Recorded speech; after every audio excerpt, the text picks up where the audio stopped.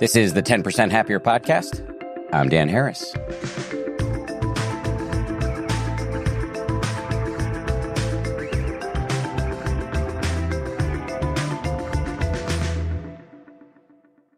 Hello, everybody. Quick reminder before we dive in. We've got our first live podcast coming up on September 7th, 2023 at the Armory in Boston. We're going to have a very special guest. And when I say very special, I truly mean that. This is going to be awesome. It's a very small venue. So if you want tickets, go to the link in the show notes. Double quick. If this experiment works, we may start doing live shows around the country and the world. So I'm excited to see how this plays out. Let's talk about today's episode, though. I may have made this observation before on the show, and it may not even be an original observation. However, it is my view that one of life's most fascinating and thorny paradoxes is that, on the one hand, we need other people in order to be happy. On the other hand, other people can be a gigantic pain in the ass. As the French existentialist writer Jean-Paul Sartre once said, hell is other people. And yet we know from science that perhaps on a much deeper level, hell is loneliness, which can really degrade us both psychologically and physiologically. Which leaves us with a tricky task. If we want to take our happiness seriously, we need to cultivate good relationships while being aware that this shit ain't easy. All of which brings me to today's guest, who has become an expert in toxic people, or as she calls them, emotionally immature people. We've had the clinical psychologist Lindsay C. Gibson on the show once before. That was last year in 2022, and it was one of the best performing episodes of the year. So we thought we'd have her back because she's out with a new book called Disentangling from Emotionally Immature People. It's the fourth in her ongoing series on this topic. In this conversation, we start with a run-through of the basics on the cardinal characteristics of emotionally immature people, or EIPs, how to spot them and why you might want to. Then we turn to what Dr. Gibson means by disentangling from EIPs and how to do it. By the way, disentangling does not necessarily mean estrangement.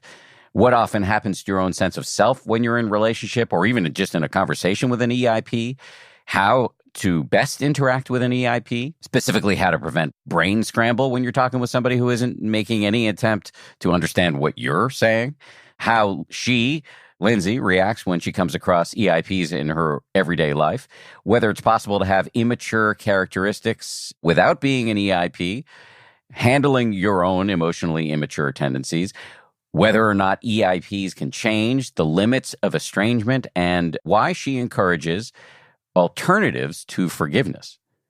One quick audio note here, you may hear a few stray background noises on Lindsay's end. That's the nature of remote recording. Before we get started with today's episode, if you've been around TPH land for any length of time, you've probably heard me name drop Joseph Goldstein. He started out as my meditation teacher, then became my friend, and then we teamed up to help start the 10% Happier meditation app. And I just wanted to remind you that there is a ton of content featuring Joseph and his humor and wisdom over on the app, where he's the lead teacher on 6 different courses. I'd recommend you start with the basics, which features yours truly and Joseph talking about how to achieve perfect imperturbability and bulletproof bliss. Actually, just kidding. It's just about how to get 10% happier through basic meditation. It's free if you want to check it out. I encourage you to do so. Download the 10% Happier app today, wherever you get your apps. Now on with the show. Audible lets you enjoy all your audio entertainment in one app. You'll always find the best of what you love or something new to discover. As an Audible member, you can choose one title a month to keep from the entire catalog, including the latest bestsellers and new releases.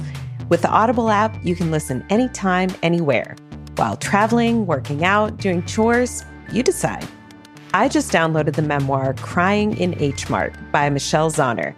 I particularly love hearing authors read their own work. New members can try Audible free for 30 days. Visit audible.com/10% or text 10% to 500-500. That's audible.com/10% or text 10% to 500-500 to try Audible free for 30 days. Audible.com/10%.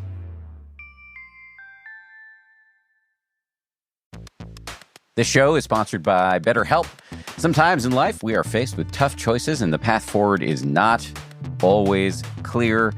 I hit crossroads all the time, personally and professionally in my own life, and I find that hashing out the various issues with my therapist can be massively helpful. I mean, I talk about it with my friends and my wife and my family members, but having a therapist who's trained and comes at this with some warm but professional distance is really helpful for me to see where I'm getting caught in my ancient storylines and resentments rather than seeing things clearly. So I find that making decisions is a much smoother process when I do it in conjunction with my therapist. And therapy really can be helpful for you, too, to identify next steps and figure out where you want to go. If you're thinking about starting therapy, give BetterHelp a try. Just fill out a brief questionnaire to get matched with a licensed therapist.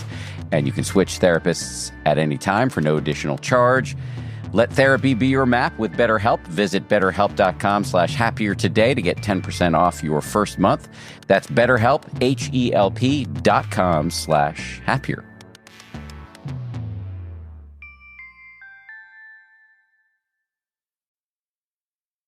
Lindsay C. Gibson, welcome back to the show. Oh, it's great to be back, Dan. Thanks for having me. It's a pleasure. We talked about this the last time you were on, but for people who didn't hear that episode or haven't had time to go back and listen to it, can you just give us the basic definition of emotionally immature people? Sure. Emotional immaturity is a line of development, just like people develop in their intellect, they develop in their social skills, they develop physically. These are all lines of development that most of us are pretty adept at noticing whether a person has developed normally in those areas. Emotional immaturity is its own separate line of development. And so you can have a person who could be intellectually very bright, very accomplished, or they could be super socially skilled, the most popular person in their group. But that doesn't mean anything about their level of emotional maturity. Emotional maturity really is seen when the person is under stress or if they're in a emotionally intimate relationship. Those are the two places that emotional immaturity shows itself. So there are a lot of areas in life that people show up in that don't have to do with emotional intimacy, and they don't have to do with stress. They're just normal daily functioning, and these people look perfectly normal. But when they go home and they are faced with relationship issues or stresses that they may not show in other situations, then the people who are living with them really get to see the emotional immaturity, and they really bear the brunt of it in a way that other people might say, "What, your mom? She's so sweet. She's so cute." Or it could be, "Your husband, he's such a great guy. What are you talking about?" It's because it's not going to show up until these particular conditions are there. So if we want to just do a quick run through of the characteristics of emotional immaturity, the first one is that they tend to be very egocentric. These are people who are self-preoccupied. They're always thinking of what's in it for them, how is it going to affect them, and they really don't have much appreciation that other people are psychologically real on the inside. They're more like characters in a play that the person is in. They have poor empathy. It's hard for them to feel what other people are feeling. So they don't have great imagination when it comes to putting themselves in someone else's shoes. And they don't mentalize what other people are probably thinking about. They also have very poor self-reflection. So if they have a problem in a relationship or, a problem at work, they're not going to ask themselves, gee, did I do something to cause that? Was there something that I was saying that was making this person uncomfortable? That would not occur to them because they externalize and project blame for most things that go wrong in their lives. This makes it very hard for them to change too, because the people that come to psychotherapy usually are the ones who are asking themselves those questions. And they do have the potential for transformation because they're showing some curiosity about how they're showing up in the world and the effects that they're causing, but not the emotionally immature person. They're very afraid of emotional intimacy. Like when you try to get close to them or open up to them or get them to talk about themselves at a genuine, deeper level, they're likely to back up and become very uncomfortable, brush it off, change the subject, make a quip. They just don't like to be down in that kind of emotionally intimate, deep kind of interaction, which is tragic when it's their child, because that's what kids need, is someone who can go down in their feelings with them. And then finally, they do this thing where they interpret reality according to how they feel. So if it feels like something is happening like against them, then that's fact in their mind. If they feel like you don't like them or you're criticizing them, even if that's not your intent, it's not what you said, they use their feelings, just like little children do, to tell them what the external reality is. Now, this is like a really immature way to do life because you can't guide yourself effectively through adult life on the basis of what things feel like to you. I mean, we can use our intuition and we can use our feelings, but we need to have an external, objective ability to interpret reality based on something other than our own egocentrism. And they also tend to adjust reality so that it doesn't upset them. So they will deny things, dismiss things, distort things. Like, it never happened. I never said that. What are you talking about? Because if they don't want to deal with it, they will just not deal with it. So those are some of the cardinal characteristics of emotional immaturity. I remember the last time you were on, you were talking about some of the cardinal characteristics. And my question was, wow, I see a lot of myself in that. And we are going to talk about later in this discussion what to do when you're noticing emotional immaturity in your own mind. But let's just stay with other people for a second. You said something interesting about how emotional immaturity shows up in one of two places generally. One would be under stress. The other would be in emotional, intimate relationships. And I'm remembering what I thought was a very wise thing that a friend of mine said to me like 20 years ago. I said this cliche thing about how when people are under stress, you really get to see the real them. And my friend, who went on to become a psychiatrist, he was not medically trained at this point, said something that's always stuck with me, which was that actually, no, I think when people are under stress, that is really not who they are. It's, the amygdala, the stress part of the brain is activated, and it's who they are most of the time. That's the real measure. So what do you think of that? Yeah, I think your friend is right. I mean, I would hate to have somebody judge my emotional maturity on how I act when I'm super stressed. I mean, but it's more like you can think about it as when you're stressed, you're going to use certain coping mechanisms. Just, that's what we all do. We have our defenses, we have our coping mechanisms. The person who is relatively emotionally mature, even when they're stressed, they're still going to be aware of the effect on other people.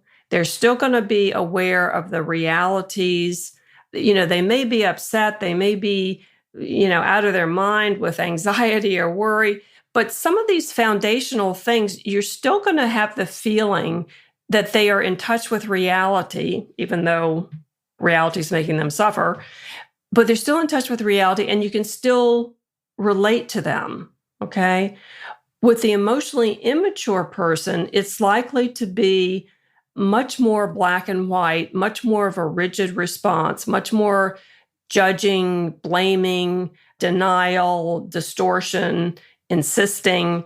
So that is what you're really looking for during the episode of stress is what is the quality of it? Are you still able to reach that person? Is there somebody still in there? Or are you just dealing with a bunch of reactive defense mechanisms that's all about trying to make them feel better? And then as the stress goes down, does the person come back and say, wow, I'm sorry I was so off the wall with that. I was just really scared and I didn't know what I was going to do. But, sorry I talked your ear off. They'll have some awareness that they weren't quite themselves. Whereas an emotionally immature person, they won't come back and do that kind of self-reflection. That's not what they're focusing on, is how they've affected other people. Does that help? Yeah, it does. Okay. How do we spot an EIP, and what's the benefit of spotting them? In other words, what's the benefit of making this amateur remote diagnosis of somebody else's phenotype? So yeah, two-part question. How do we spot them and why? They can be very hard to spot because a lot of them, especially if they have narcissistic components to their personality, and by the way I look at it is that all narcissistic personality disorders are emotionally immature, but certainly not all emotionally immature people are narcissistic. So it's kind of like a subcategory. But they're very hard to spot because, like I said, their social skills, their intelligence, all of that is fine. And so you may be really drawn in and really relate very well to them for a long time. Like let's say you're doing something in business with them, or let's say you start to date them. Things can go well for a long time. And I'm reminded of the psychiatrist, Hervey Cleckley, who worked with psychopaths, who certainly are emotionally immature. And he said that he could always tell a psychopath because that was the person he lent money to. So I mean, even if you know about emotional immaturity, you're going to respond to charm, you're going to respond to attention, you're going to respond to social, charm and facility. I mean, we all respond to that stuff. But over time, as you get to know the person, you're going to find out a lot more about how they cope with life and how they treat other people.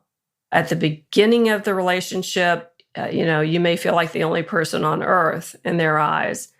But as time goes on, you'll see how they handle disagreements. You'll see how they handle it when things don't go their way.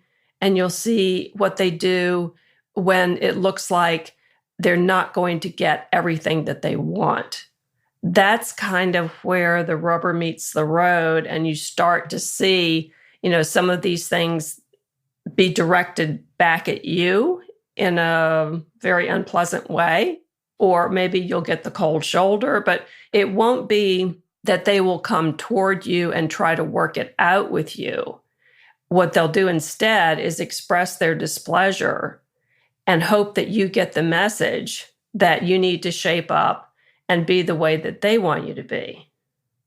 So I think it's crucial that we be aware of emotional immaturity and look out for it, because what happens if we go ahead and marry that person, or we go ahead and make that business deal, sign that contract with somebody who's not able to do some of the basics of working out problems with other people? I mean, that's a terrible situation to get yourself into. So yes, the why is because it's going to be a hard road with that person if you have to negotiate or work things out with them when things get tough. And it's much easier to spend the time up front to get to know them better, to kind of suss out whether or not they do handle things in emotionally mature ways. It's much more economical to spend the time up front than to pay later. How do you know you're right? I mean, most of us are not clinicians, so how do we know if we're right in our diagnosis? Well, to me, it's going off those hallmark characteristics because every one of those spells trouble for a long-term relationship. I mean, if you don't have empathy, or you are not comfortable with intimacy, or you can't self-reflect, for instance, you're not going to be a very good partner in any kind of relationship. It's going to be hard on the other person. You don't have to be a clinician to know that when somebody gives you the cold shoulder, speaks curtly to you in a way that makes you feel very small, refuses to talk with you about problems because they just don't like it, they just don't see why they should. Any normal human being is going to have a reaction to that because the interpersonal quality of a relationship with an emotionally immature person is that sooner or later, you're going to end up emotionally taking care of them, putting them first, and kind of agreeing that they're the most important person in the relationship. And that gets tiring. But you'll be able to tell that, and people do tell it early in relationships. It's that they haven't known what to call that. And so they might have those experiences and then chalk it up to, oh, he was tired, or, I wasn't very sensitive to her, or, they'll make excuses for it. That's why I think it's so important for us to know about emotional immaturity, because some of these things can be lifelong patterns that maybe you don't want to get involved with. The new book is about disentangling from EIPs. And I want to talk at great length about that, because sometimes disentangling is not really an option, or it's more difficult if it's like your boss or your parent than a prospective romantic partner or business partner. Anyway, I do want to get to that. But before we get into that, I'd love to talk a little bit more about EIPs generally. Let me just throw a bunch of questions at you, and you can, pick whichever one is interesting to you. I'm just curious, how common do you think this is as a percentage of the population? And how does an EIP get made? Why are they this way? Yeah. Remember what I said about the quality of the interpersonal relationship is going to have a particular tone to it. Like, you're going to end up being the one who feels responsible for emotionally stabilizing the emotionally immature person.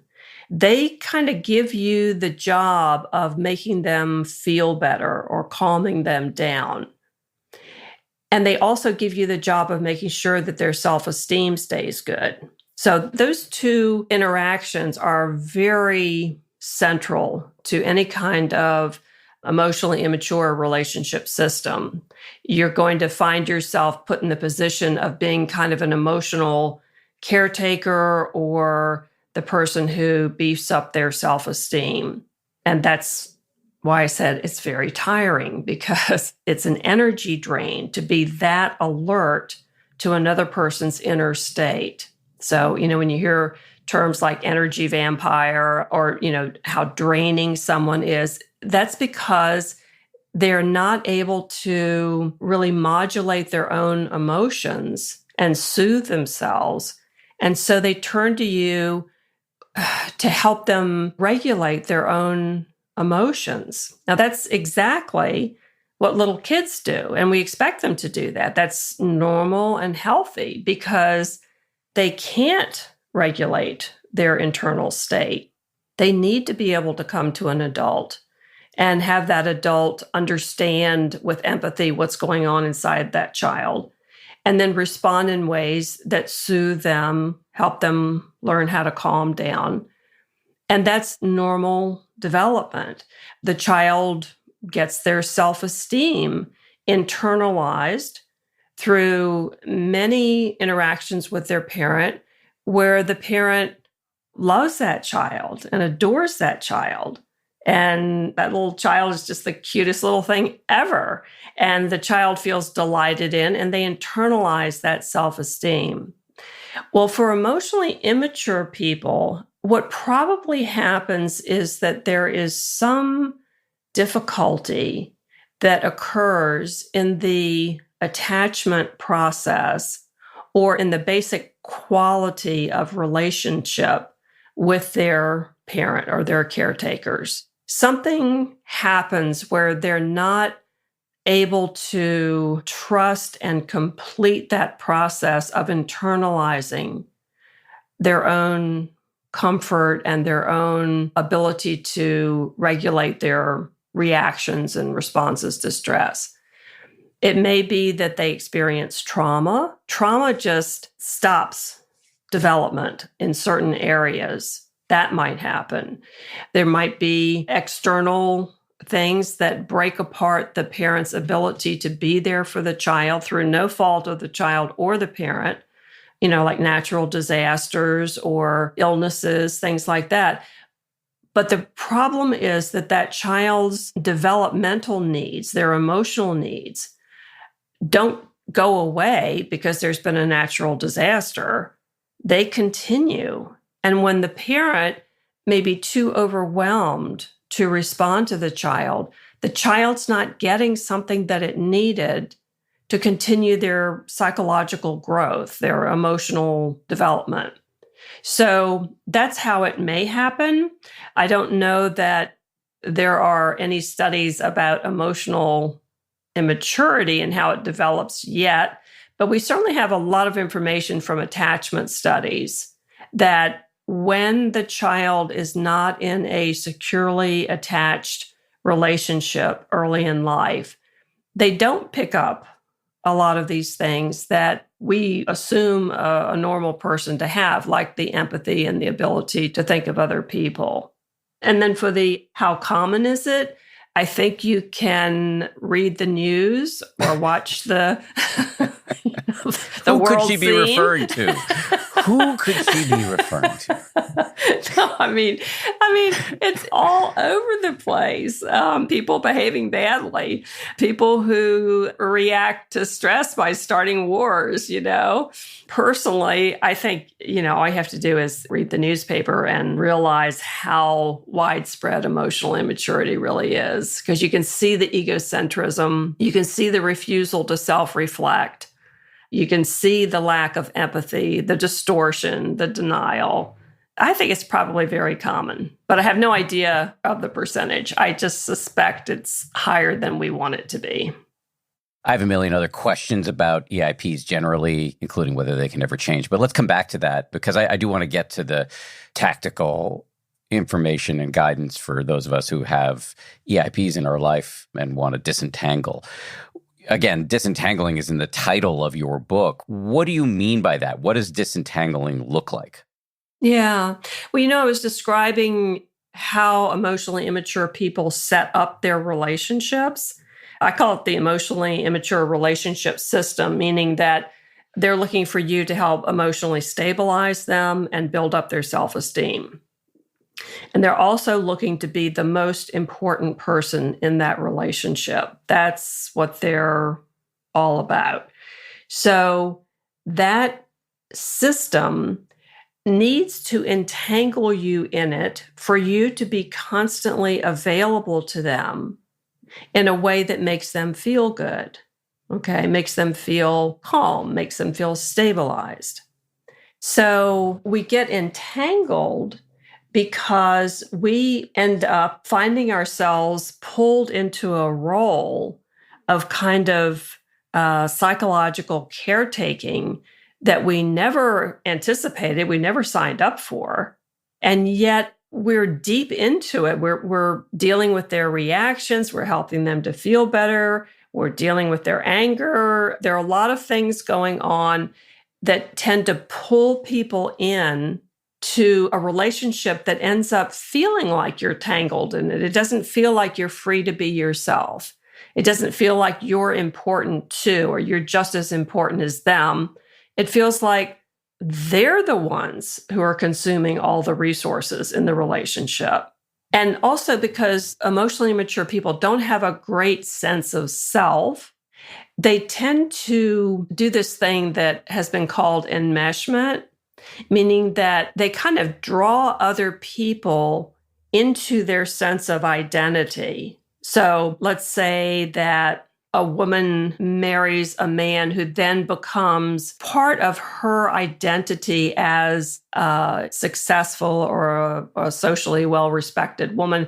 But he becomes, in this example, kind of an object in her life that is for the purpose of her own identity. Or let's say it's a mother who insists on telling her grown child what to do, how to live their life. And that enmeshment means that the boundaries are not good. The boundaries that should be there between two individual adults are not being respected, and that other person is seen merely as an extension of the emotionally immature person. And that kind of bond to someone who is seeing you as sort of an extension of themselves, I mean, that feels awful. And people want to, at some point in that, they begin to want to get away. They begin to have to distance themselves from that person. But what I'm trying to do in the book is not just how do you distance yourself from a person like that, because most people figure that out, but if you have to be in relationship with them, or you want to be in relationship with them, how do you go about psychologically disentangling yourself from them? How do you find yourself after you've gotten tangled up in being who the emotionally immature person thinks you ought to be? So disentangling doesn't necessarily mean cutting off all ties. It can mean just having some inner boundaries. Yes, exactly. That's a really good way of saying it. It's inner boundaries. It's a sense of self-possession, a sense that I know where I begin and end, and I know where you start, and I can tell the difference between what I want and what you want, and I'm not going to be manipulated into losing that distinction. Mm-hmm.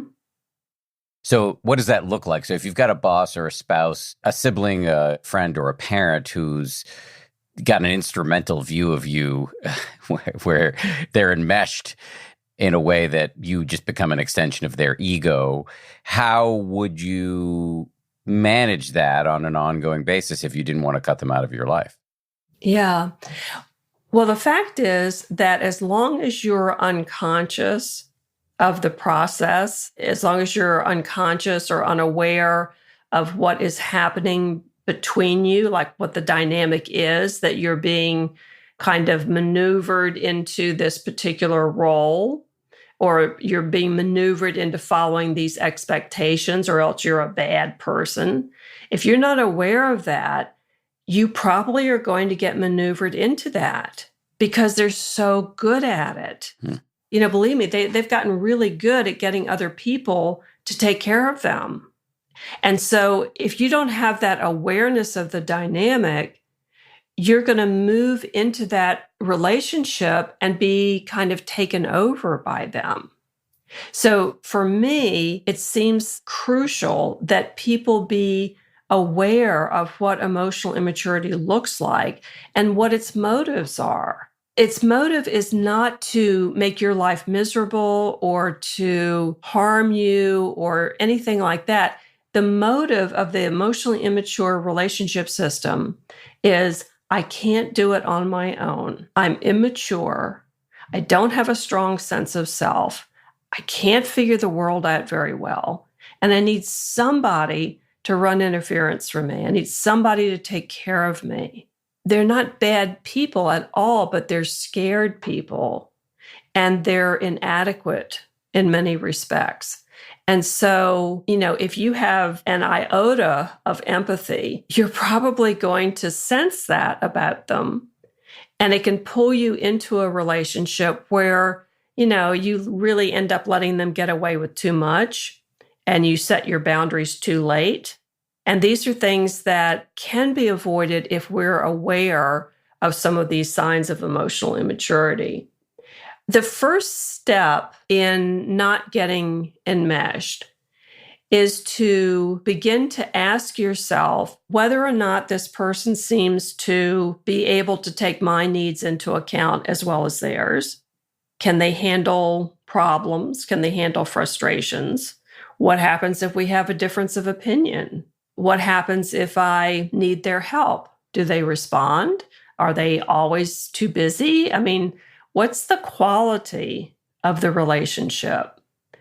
And when sooner or later you begin to feel taken advantage of, or it begins to feel like it's kind of outweighed on their side about who's getting the most attention and benefit from the relationship, when that starts to happen, that's when you need to become very observant and very objective about what's going on in the relationship.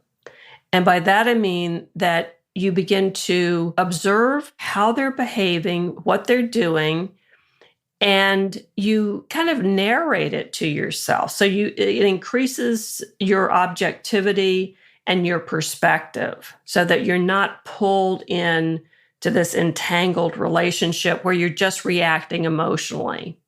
For emotionally immature people, it's a dream come true when you go in and you are reacting emotionally to them, because they're so effective at using that to get what they want. So when you pull back and become objective and observational, you are freeing yourself from that emotionally immature relationship system, and you're giving yourself an opportunity to really be yourself in that person's presence instead of just the reflection of what they want to see. So that being yourself is so crucially important for therapy patients, people I've worked with who have people in their lives like this. That's the number one thing we have to do, is just to get them to pay attention to what they want, how they feel, what they think is right, because they get so muddled up with being consumed by what the emotionally immature person wants. I mean, when that system is working, that's where your thoughts go is, yeah, but what about them? What's going to happen to him? What's going to happen to her? It's like, remember to take care of yourself first and to make sure that you set boundaries that give you the space to be in touch with yourself like that. Coming up, Lindsay C. Gibson talks about what often happens to your own sense of self when you're in relationship or even just in a conversation with an EIP, how to interact with EIPs more effectively, how she reacts when she comes across an EIP in nature, whether or not EIPs can change, and the limits of estrangement.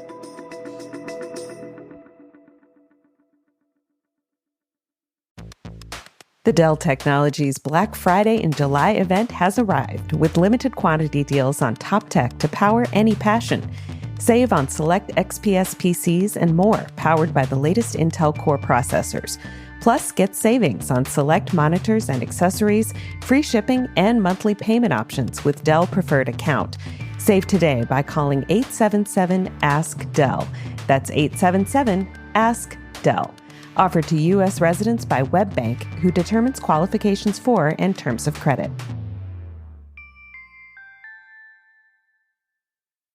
Raising kids can be one of the greatest rewards of a parent's life. But come on, some days parenting is unbearable. I Love My Kid, But is a new parenting podcast from Wondery that shares a refreshingly honest and insightful take on parenting. Hosted by myself, Megan Gailey, Chris Garcia, and Kurt Braunohler, we will be your resident not-so-expert experts. Each week, we'll share a parenting story that'll have you laughing, nodding, and thinking, oh yeah, I have absolutely been there. We'll talk about what went right and wrong. What would we do differently? And the next time you step on yet another stray Lego in the middle of the night, you'll feel less alone. So if you like to laugh with us as we talk about the hardest job in the world, listen to I Love My Kid, but wherever you get your podcasts. You can listen ad-free on the Amazon Music or Wondery app. A big theme in the book, in your new book, is authenticity. How if you were raised by an EIP or you're in a relationship, a deeply enmeshed relationship with an EIP, you can, these are your words here, you can trade authenticity for approval. Mm-hmm. So you kind of lose your sense of self because you've got this interpersonal mind virus going on. Yeah. And if I'm hearing you correctly, when the rubber hits the road and you're in an interaction with an EIP, you really need mindfulness, self-awareness to see, okay, am I being who this person wants me to be right now, or am I being who I am? And that seems tricky in and of itself, because it's possible that you've actually never explored that question of who you are and what you want.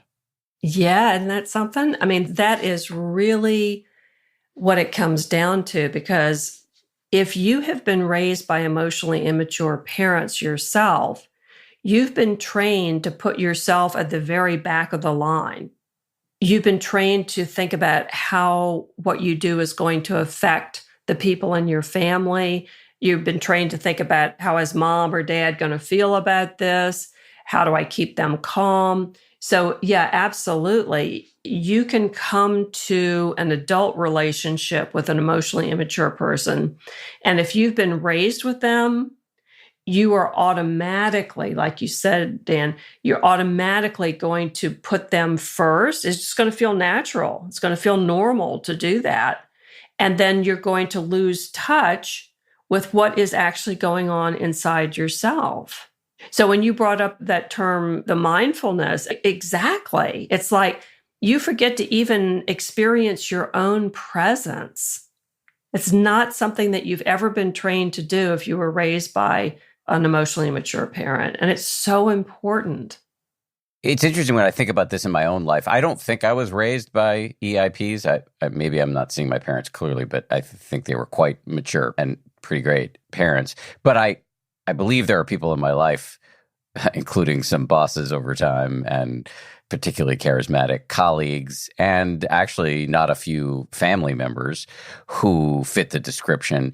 And when I interpolate back to those interactions, I really see, I don't love the word authenticity. I love the concept, but the word, sometimes it can be so vague or cliched that I lose a foothold in the true meaning of it. And yet I can really see that there are times when I'm dealing with an EIP that I do lose my authenticity. I'm playing into their hands because I'm so eager to not be the bad guy. Exactly.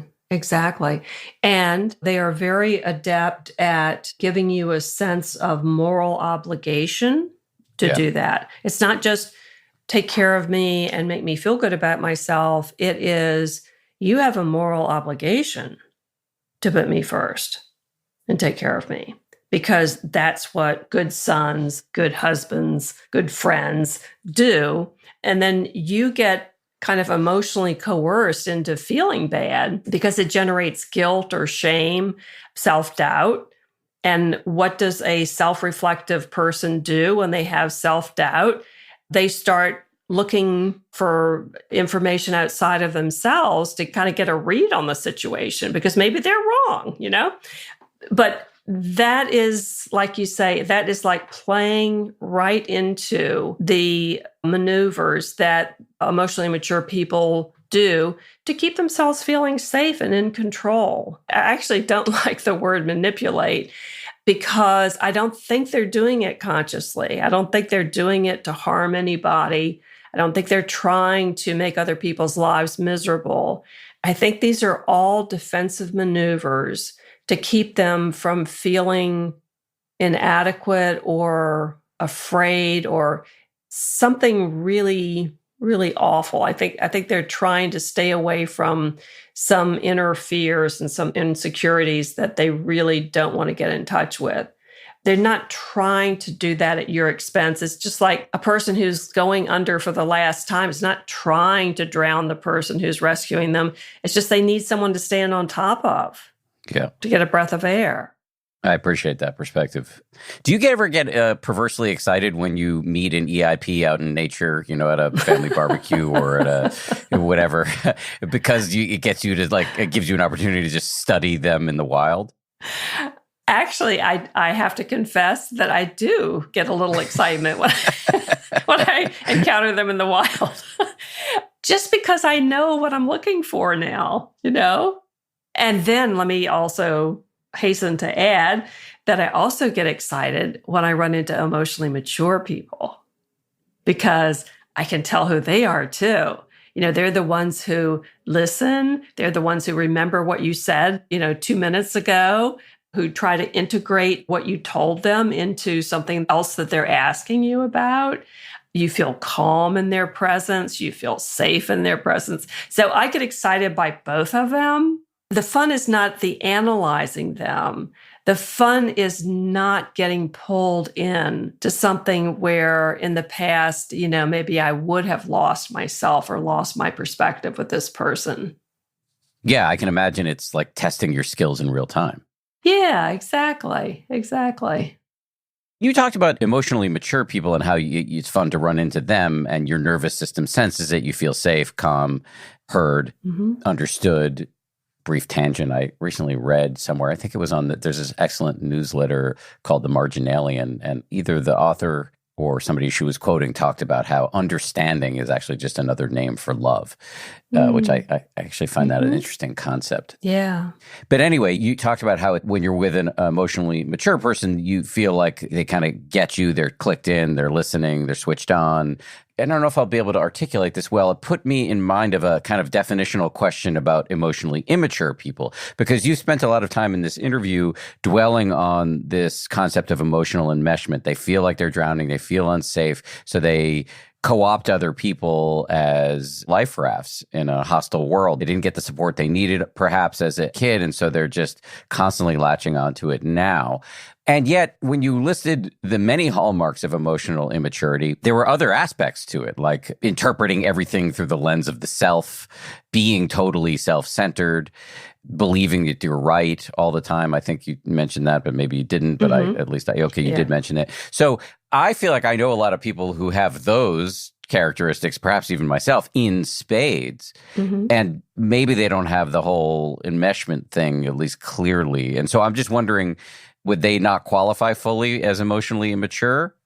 What I look for is kind of the opposites of those hallmark characteristics. In other words, let's not forget that if we are nervous, sick, fatigued, going through an emergency, our emotional maturity will probably plummet.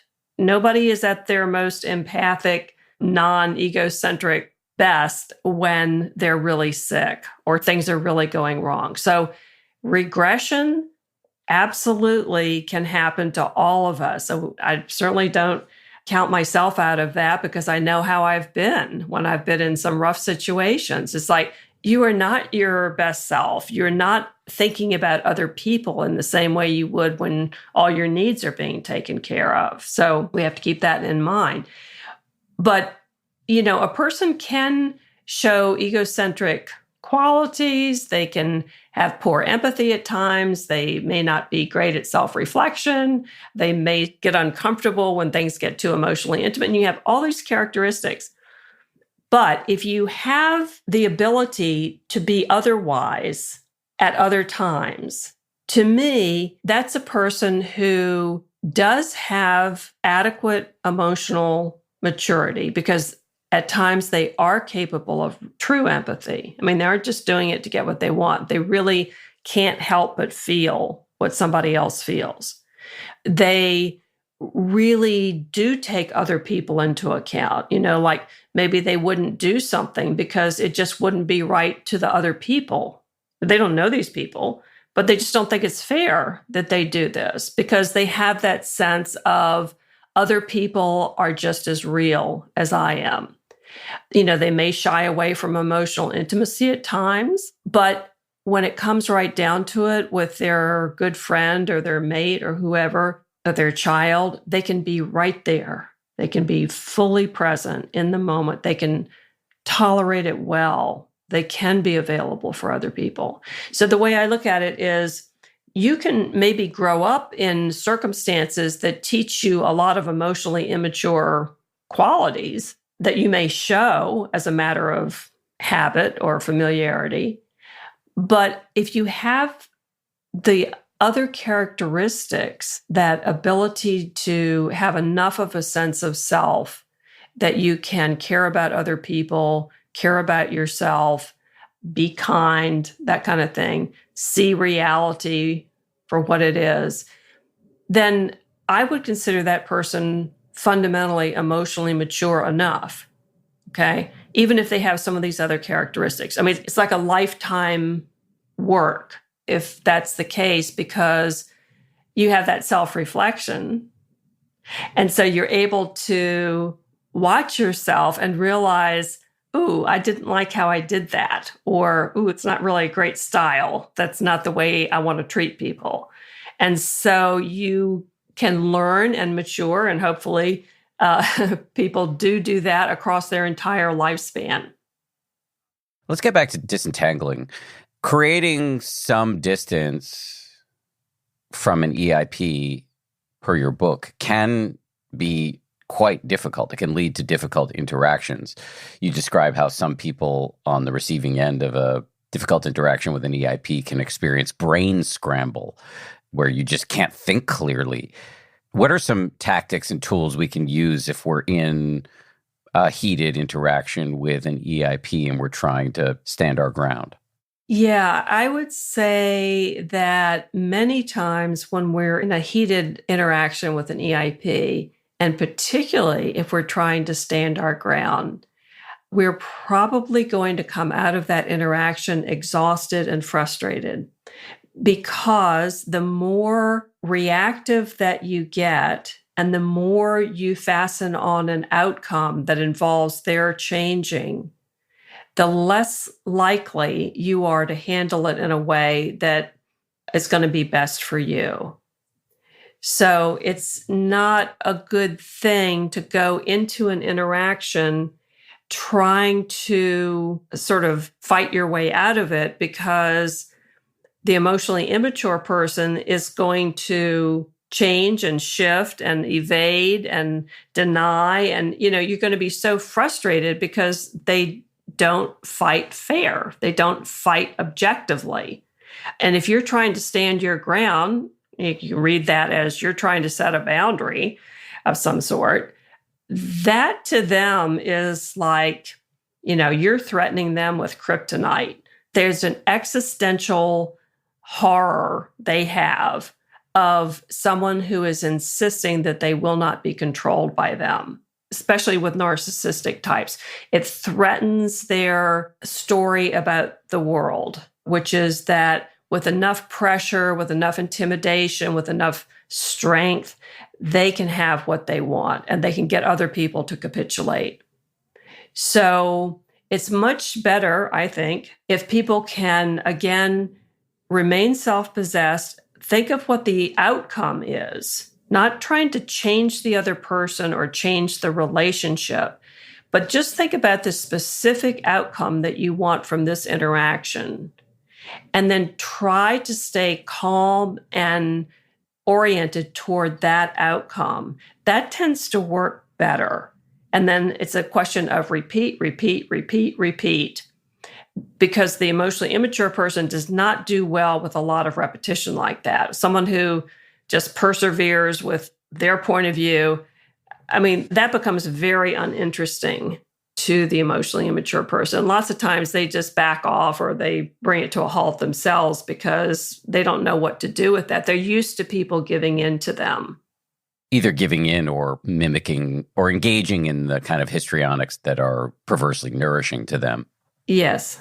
So just to repeat it back to you, it seems like if you're in a difficult interaction with an EIP or a series of difficult interactions, it's helpful to have a very discrete goal that does not involve changing that person or permanently shifting the relationship.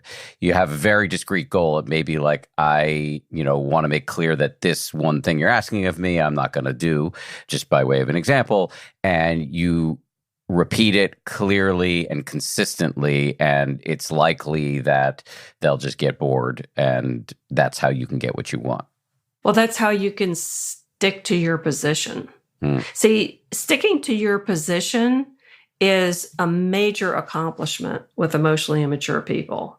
If you can do that, if you can go into an interaction with a certain goal in mind for yourself, and you walk out of that interaction with that same goal, hallelujah, that is a fabulous accomplishment, because they haven't scrambled your brain or pulled you off of your own path to the point where you don't even remember what you were trying to do in the interaction, which is what happens a lot. You talk about in these interactions to have a discrete and realistic goal and not to, be looking for changing the other person, the EIP fundamentally. Can an EIP ever change? If they have self-reflection, if they have a little bit of self-reflection, I mean, that's what it takes for anybody to change. How can you change yourself if you have no desire or no ability to look at your own behavior? I mean, that for me, that's the absolute essential. And sometimes it's only when things get really bad that someone is able to be self-reflective. With substance abuse, we, have often heard that thing about hitting bottom and so forth. And it doesn't necessarily have to be hitting bottom, but it has to be some experience that brings self-reflection into the picture for that person, whatever that might be. And once they have a little bit of self-reflection, which may be brought about by a family member who says, if you don't get therapy, I'm not coming home anymore. Or if we can't work this out, and if you can't change some of these things, I can't stay with you. Lots of times people are motivated extrinsically if they're emotionally immature because they are realizing this is what's going to happen if I continue on this path. That's the beginning of self-reflection. Like people who enjoy introspection do self-reflection because it's fun for them.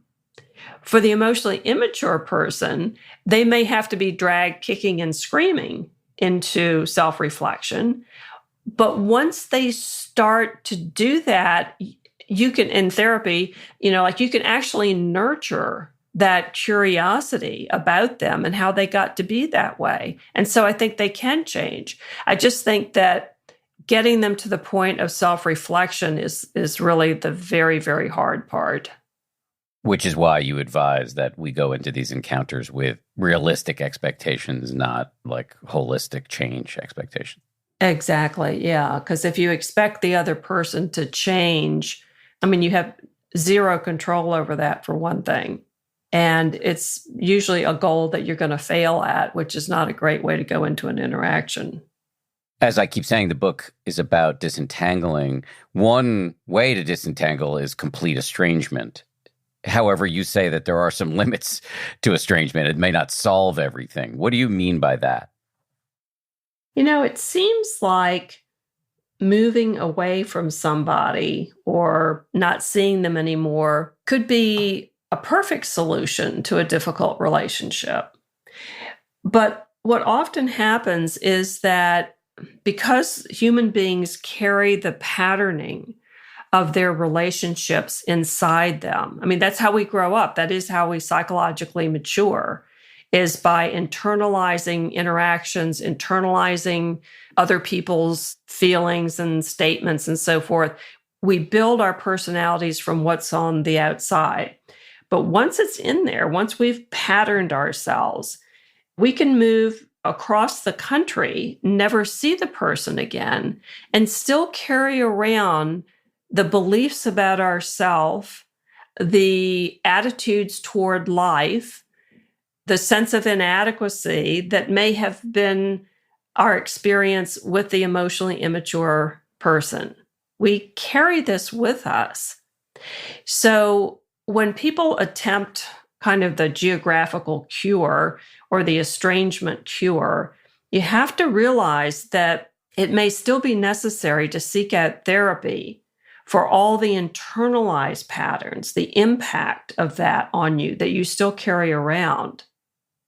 Personally, inside myself in the therapy session, I'm not thinking, gosh, how can I get them to cut out contact with this toxic parent? I'm not thinking that. I'm thinking, how can we get this person to stay connected with themselves and stay in touch with their own needs and feelings, even while they're interacting with this very difficult person? How can we get them to develop the inner strength and the sense of healthy entitlement to be their own person as they interact with this immature person? Let's do the necessary work on the inside to strengthen the person in their own individuality, not just take them out of the situation and still have them be living all of this inside themselves.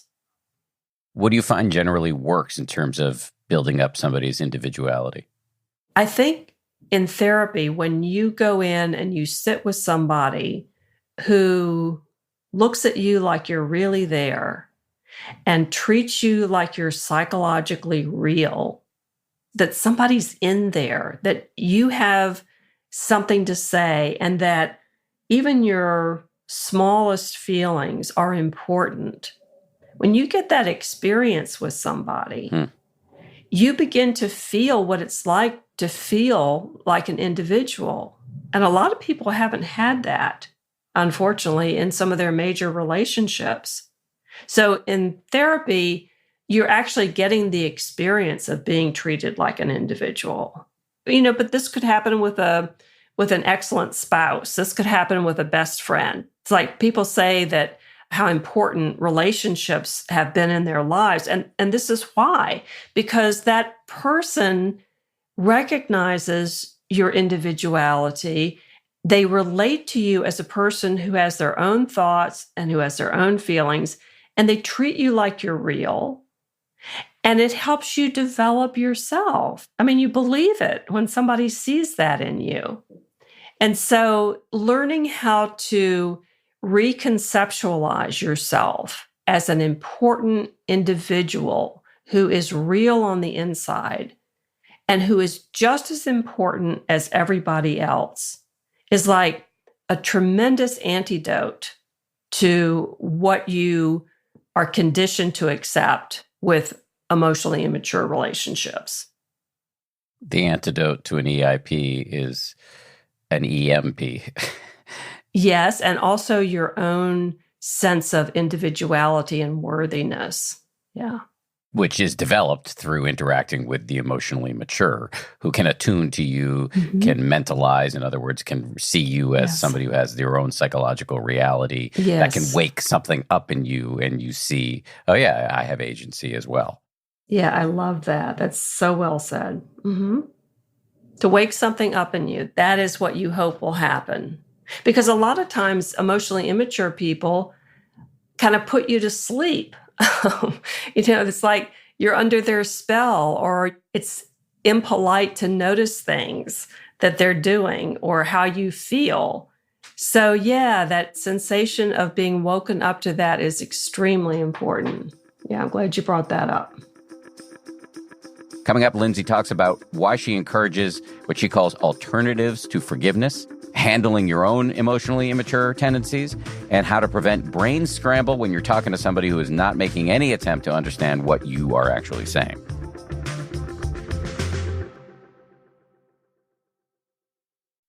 Are you the biggest worrier in your family or your friend group? Are you the type of person who doom scrolls compulsively? Well, stop scrolling, grab your weighted blanket and your headphones, because I might have a new podcast that could help.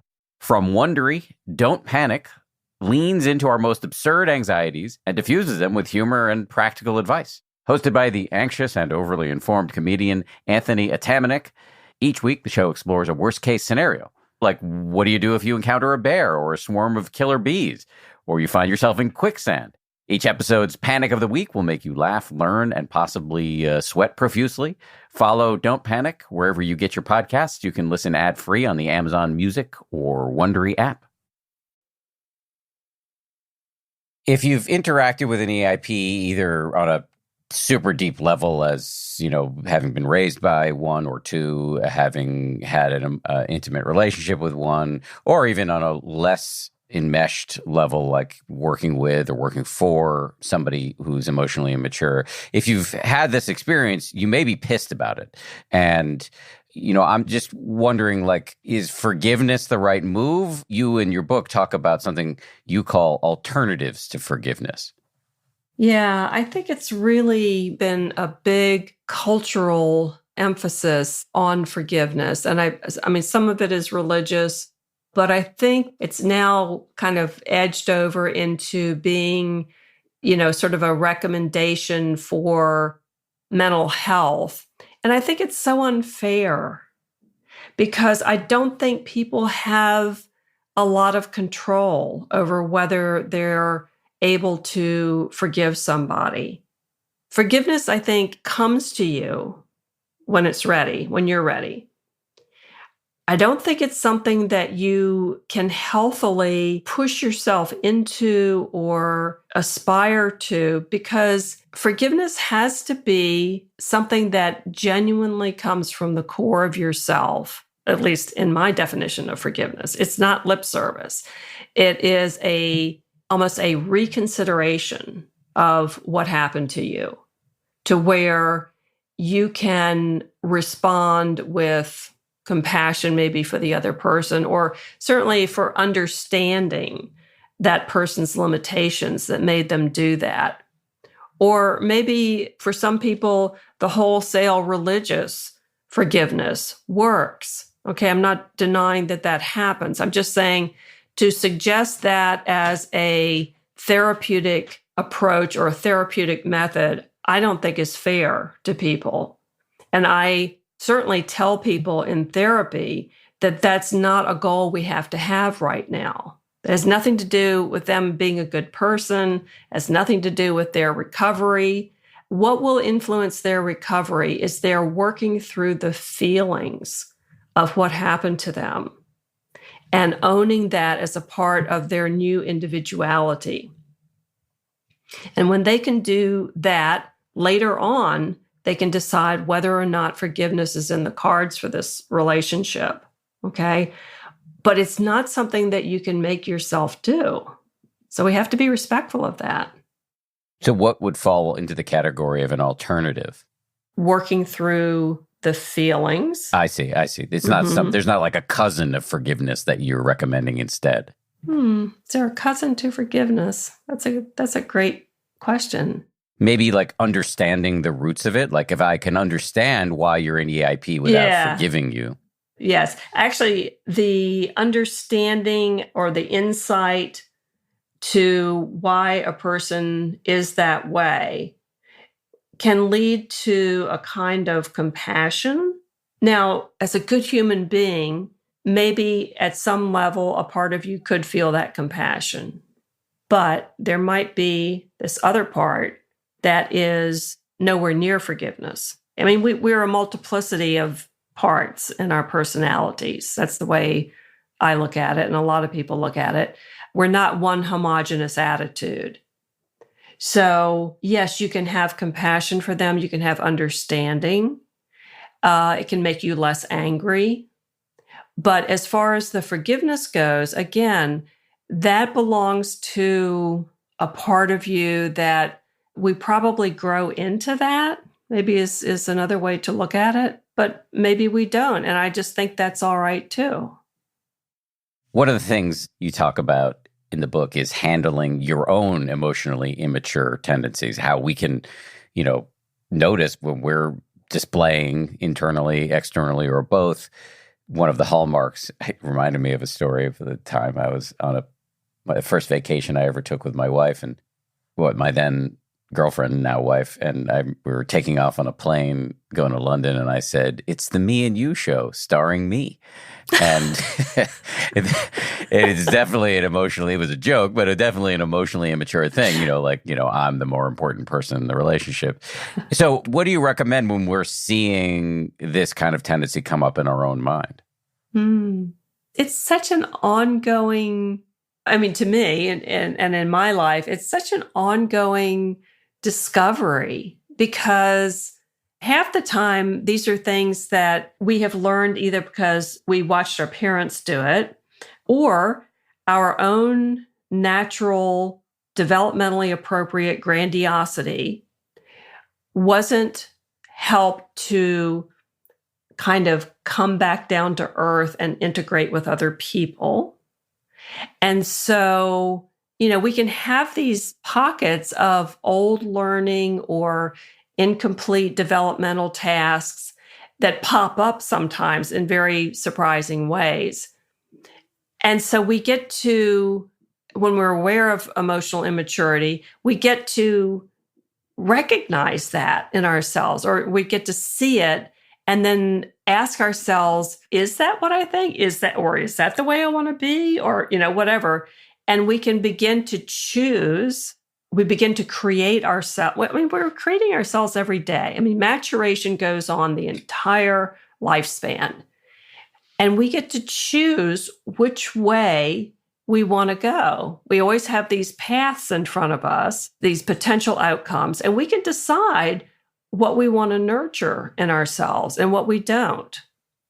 Give you an example. When I was working on one of my previous books, I like to camp out at the dining room table. We have sort of an open concept house. And so I would camp out at on the dining room table. And when my husband would go in and out of the sliding door to the deck, I would shoot dagger looks at him because he was disturbing me. Now, I'm the one who's camped out in the middle of the house, right? And he brought that to my attention in his kind, reasonable way and pointed out that I was taking up all the room and then being mad at him for living his life in our house. All right. Now, that was something that I had learned from my childhood, which was I learned not to bother anybody. If somebody looked like they were busy, you walked on tiptoes around them so that they wouldn't get upset with you. Well, my husband isn't thinking like that. And so he's living his life. And I had to realize, oh, that's a pretty egocentric position where I'm sitting down where I want to work. And then I'm expecting and assuming that he's going to honor the fact that I need peace and quiet. So when that was brought to my attention, self-reflection started. Choice started. Do I want to be like this? Do I want to make him feel rotten for opening the door? No, that's not who I want to be. I get to decide who I want to be if somebody will, bring it to my attention. So, I mean, that's just a personal example, but there are a million things like that where it does get brought to our attention how we want to develop ourselves and which way we want to go. Yes. And the good news is that if you're paying attention, you'll notice that it feels better to not be an asshole. And that's a very positive upward spiral. Absolutely. Because after that, when I decided to take my little laptop and go downstairs, I had a little atta-girl pat on the back because I'm becoming the kind of person who in my own house is considerate of this person I love more than anybody. Yeah. Now that feels good to me and it's meaningful. So I'm acting in line with my principles and my self-esteem goes up as I'm living in that way as opposed to thoughtlessly. Are there things that I should have asked you but failed to ask you? Any place you wanted to go that I didn't bring you? The only thing I would like to add is you had mentioned brain scramble earlier. And I do want to mention that there's this thing that happens with emotionally immature people where you end up not being able to get your thoughts straight. You're not able to say what you really mean. You lose your track of thought. You become confused. You start to wonder if, maybe you're crazy. The effect on people by emotionally immature people can be so disorienting and make you feel so much self-doubt. And it's important for people to know that that's normal, okay? When you try to maybe talk to an emotionally immature person about something difficult, you should just expect that you may fail to get your point across. You may fail to do the kind of argument that you had planned, because when somebody is not interested in what you have to say, and when they're not listening to you, when they're going off on tangents, when they're acting like there's something wrong with you, that you're disagreeing with them, that is very disorienting. and destabilizing. Okay. So I just want to mention that because I don't want people to continue to feel like they're weak or can't keep their thoughts straight when they have an encounter with an emotionally immature person. I want them to realize that's part and parcel of their interactional way of doing things. And if you're aware of that, then you can change it. Then you can go into it again with a simplified, focused outcome in mind where you don't get pulled off into these things that don't make any sense. So I just want to mention that because a lot of people don't understand how discombobulating it is when another person is not listening. It's like if a person wants to understand what you're saying, it doesn't matter how you say it. They're going to do the work to understand you. If a person doesn't want to understand you, then it doesn't matter what you say because they are not even going to be listening to what you're saying. So it's not like you can ever find the perfect way to approach them because they're not going to be taking it in the first place. So I just want people to know that that sensation of brain scramble or not being able to get your thoughts together, not being able to express yourself, that is probably a side effect of interacting with an emotionally immature person. That's helpful. What do you recommend in terms of preventing the brain scramble? And is it helpful? You talked earlier about having a simple goal going into one of these interactions. Would that be helpful in terms of preventing brain scramble?